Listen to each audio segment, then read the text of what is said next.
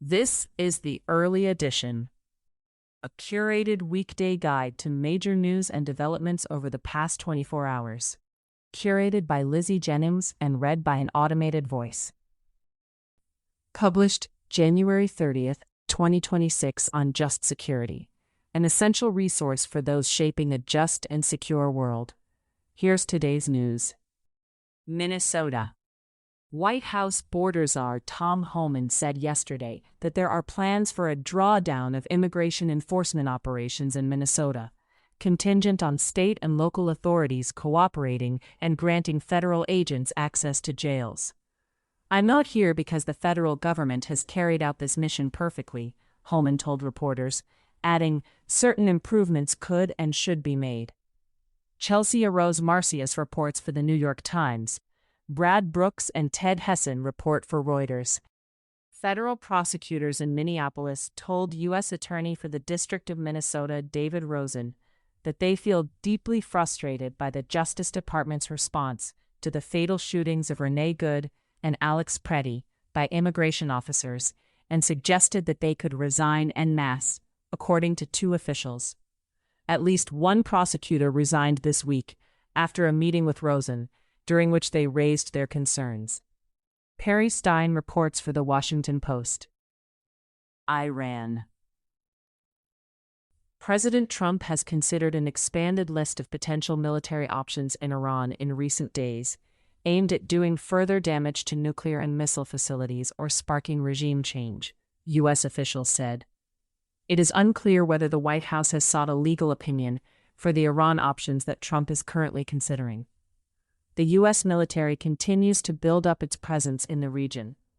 The aircraft carrier Abraham Lincoln, armed with F-A-18 attack planes and F-35 fighter jets, is on station in the Arabian Sea, and well within striking distance of Iranian targets, Navy officials said this week.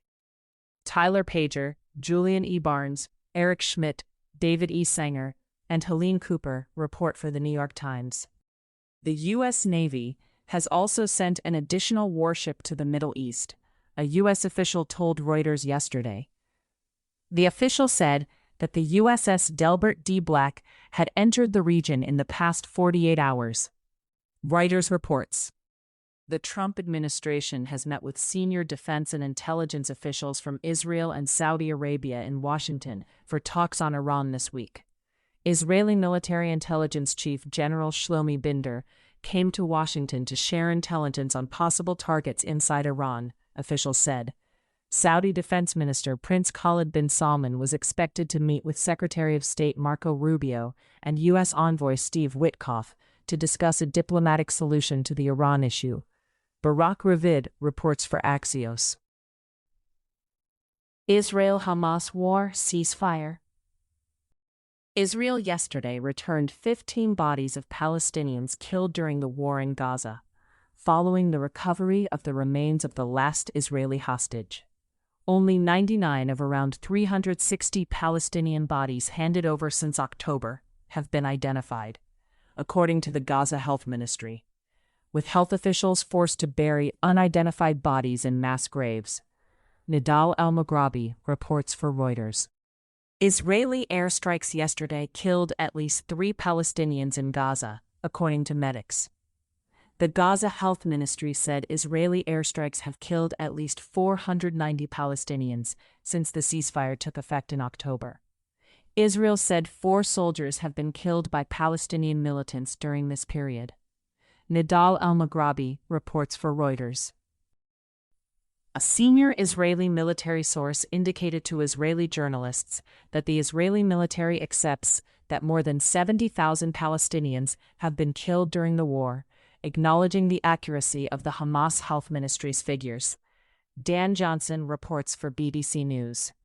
U.S. Agency for International Development employees drafted a warning in February 2024 to senior officials in the Biden administration, saying that northern Gaza had turned into an apocalyptic wasteland.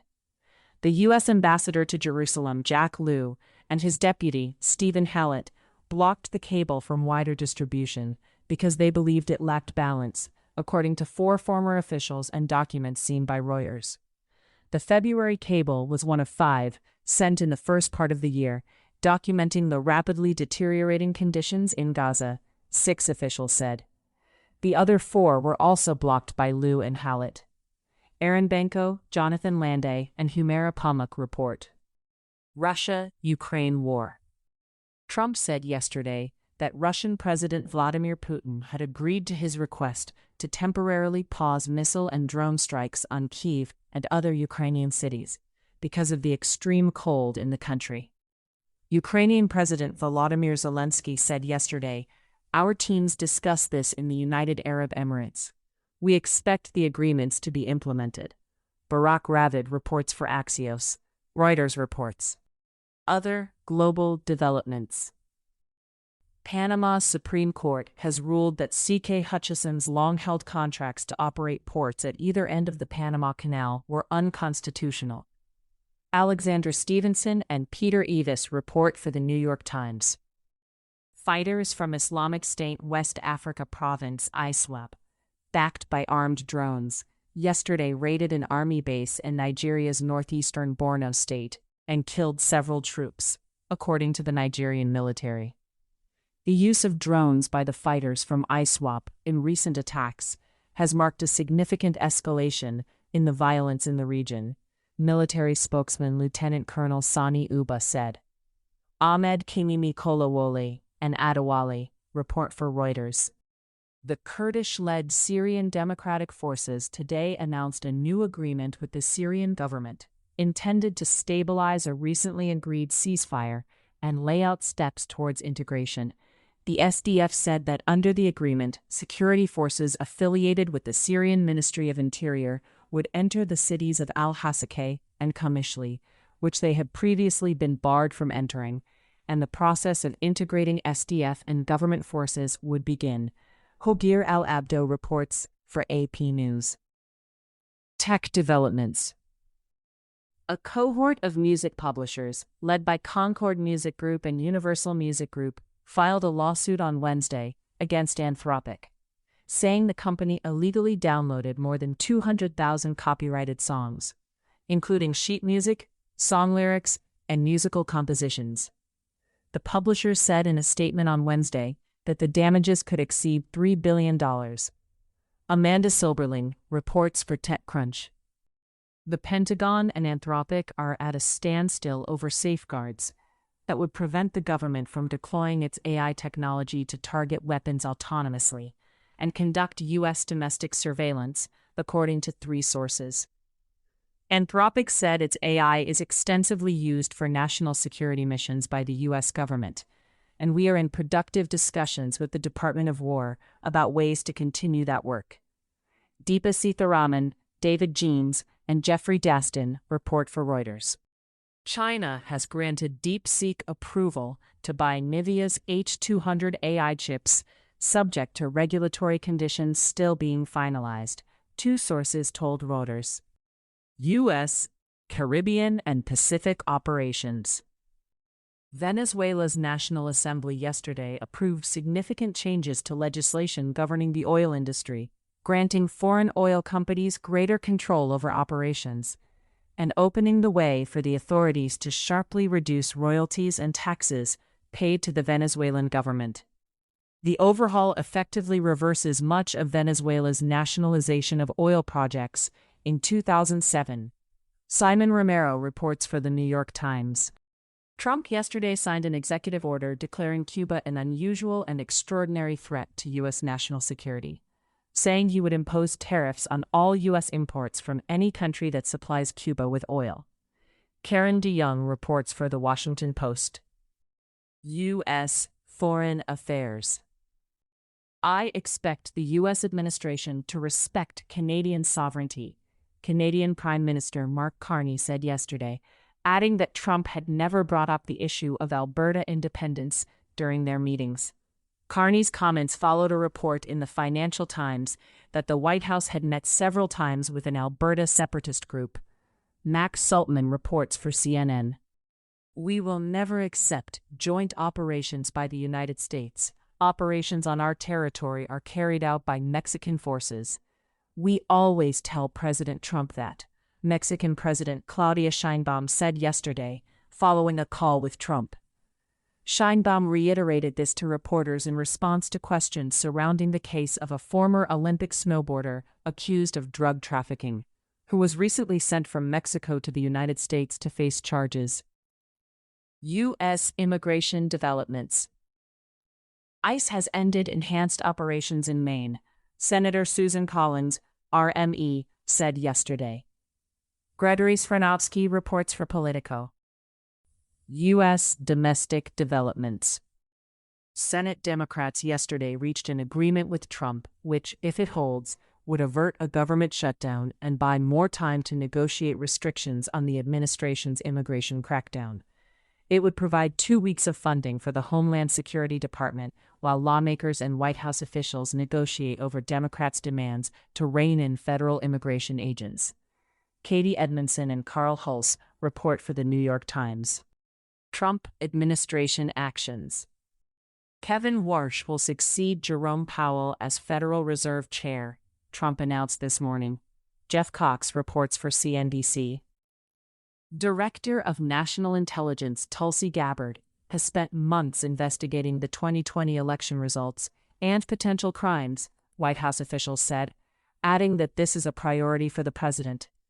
Gabbard has begun studying information about voting machines, analyzed data from swing states, and pursued theories that President Trump has promoted to claim the 2020 election was unfairly taken from him, the officials said.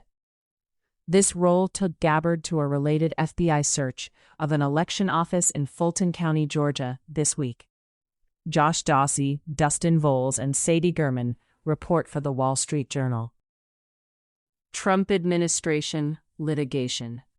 A federal appeals court yesterday upheld a lower court ruling that the Trump administration lacked the statutory authority to vacate and terminate the temporary protected status designation for Venezuelan and Haitian migrants. Jasmine Ulloa reports for the New York Times. The Trump administration filed a lawsuit last week seeking $941,114 plus interest from Marta Alicia Ramirez Veliz for allegedly failing to leave the United States for more than 3 years after the Justice Department appeals panel ruled against her immigration case. Josh Gerstein reports for Politico. Trump filed a lawsuit yesterday against the Internal Revenue Service for the unauthorized disclosure of his tax returns during his first term, seeking at least $10 billion in damages. Andrew Duhern and Chris Cameron report for the New York Times. In case you missed it, yesterday on Just Security. Can the U.S. government be sued for wrongful death in a Caribbean boat strike? By Edward Swain. Has the U.S. actually withdrawn from the World Health Organization? By Jean Galbraith and Lawrence Helfer. The UN Cybercrime Convention, a way to bring Russia to the International Court of Justice. By Isabella Brunner. Thank you for listening to Just Security's early edition today, January 30th, 2026. If you enjoy listening, Just Security's analytic articles are also available in audio form on the justsecurity.org website. To stay up to date on Just Security's analysis of law, policy, and current events, go to justsecurity.org, subscribe to Just Security on Substack, and follow us on LinkedIn, Blue Sky, Facebook, Instagram, and Threads.